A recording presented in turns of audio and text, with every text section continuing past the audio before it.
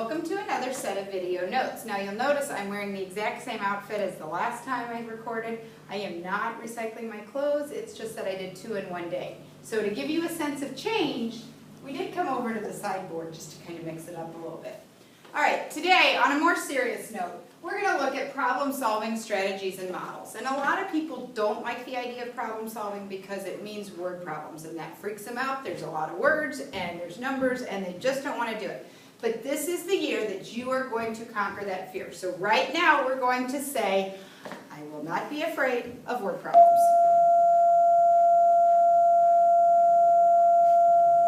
That was really nice in the middle of our lecture. I will not be afraid of word problems. Thank you. Okay, so what I put up are 4 different word problems, and we're going to look at 4 ways of solving them. Okay, the first is probably the easiest. Use a formula. Yes, or the last time we looked at different formulas, we manipulated them, we solved for things. Today we're just going to use them. So, let's read this together. A jet flies at an average, that's my abbreviation, average speed of 540 miles per hour. Pretty quick. How long will it take to fly from New York to Tokyo, which, by the way, in case you don't know this, it's a distance of 6,760 miles. Now, we're talking about distance, we're talking about our speed or our rate.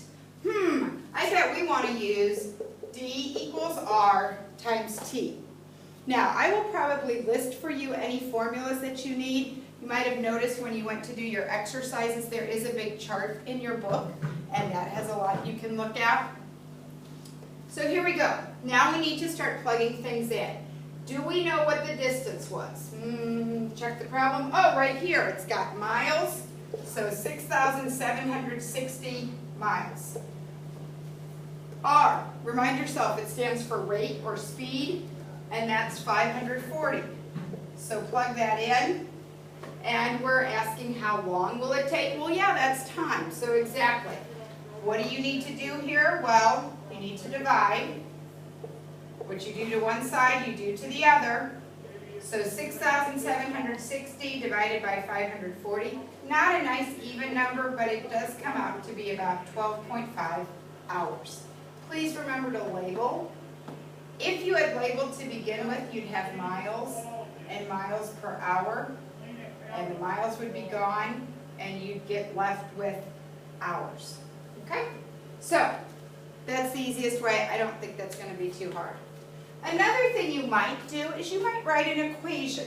This will take a little thinking, but the more you practice it, the better you get. It's like anything. The first time you tried to stand up and walk, I am pretty sure you landed on your knees or your bottom, quite possibly on your head. I don't know. But you kept walking because I've not seen any of you crawl to class. So you need to keep practicing. It takes time. Okay, so here we go. You buy 10 articles of clothing. Shirts cost $5 and pants cost $9. Excellent sale. Your bill before tax is $66. How many shirts and pants did you buy? Well, you know what your total cost is going to be, so maybe you should take care of that. You know what everything costs individually. Okay, well, so if you bought 3 shirts and they each were $5, I'm sure you all could tell me it's $15. What did you do between the 5 and the 3, or the number of shirts? You multiply. So that's what we're going to be doing. But I don't know how many shirts I got. I don't know how many pants I got. I do know that if I got X number of shirts, Y, let's get rid of that. How are we going to figure out how many pants we have? Well, what did it say about the number of articles of clothing? Oh, together they equal 10.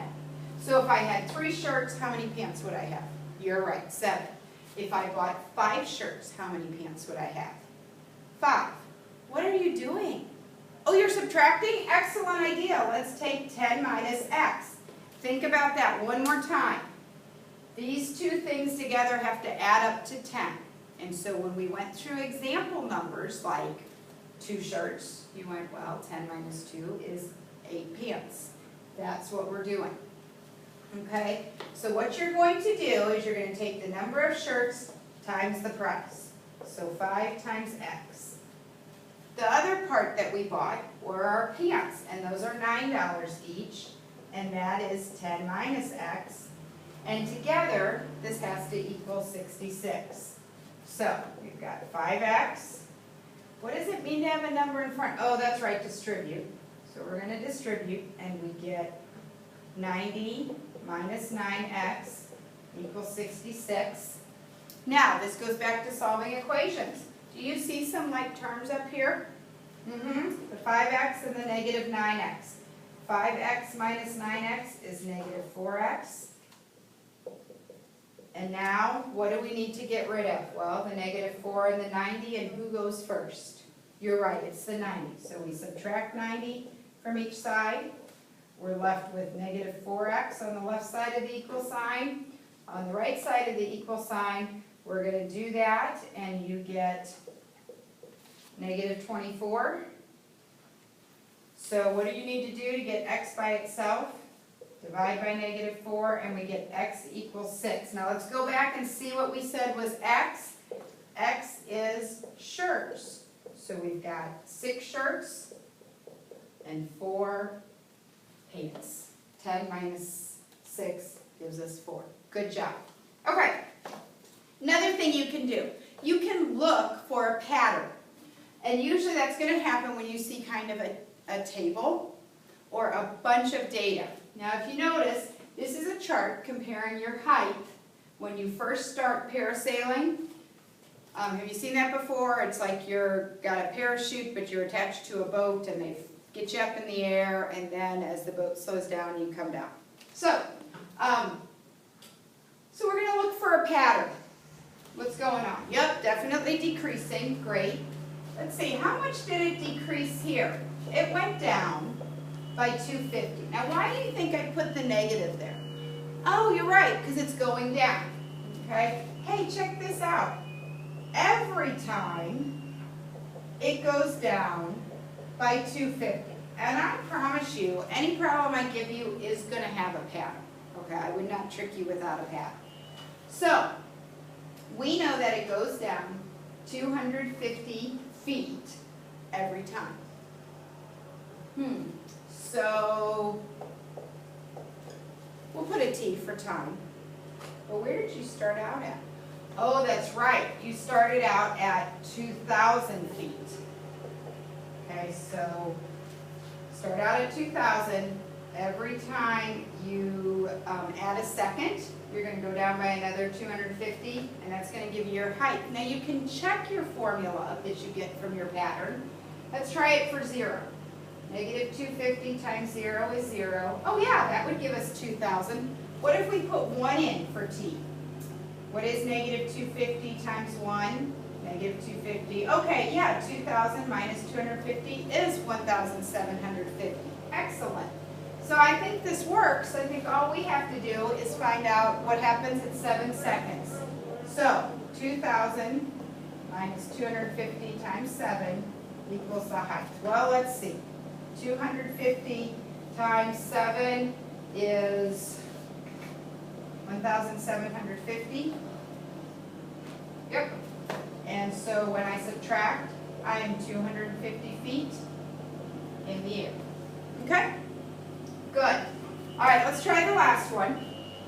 And once again, you're not going to get 30 of these to practice on. We're going to practice on a few, but we're going to work really hard at them because it's going to take time. Okay, so don't get frustrated. I've done this a long time. All right, sometimes it might help to draw a picture. We have a piece of string that's 72 inches long. Now you notice, no data, no string formulas that we know of. So let's start thinking about this. Big, long piece of string, and we know that it is 72 inches long total, which, if you're really good, you might realize is 6 feet. So a little taller than me. We're going to divide it up into 3 pieces. One is 6 inches longer than the first, and the other is 12 inches longer than the first. So 3 pieces, that's not going to work. Let's come back here. Each one getting a little longer. Well, let's see.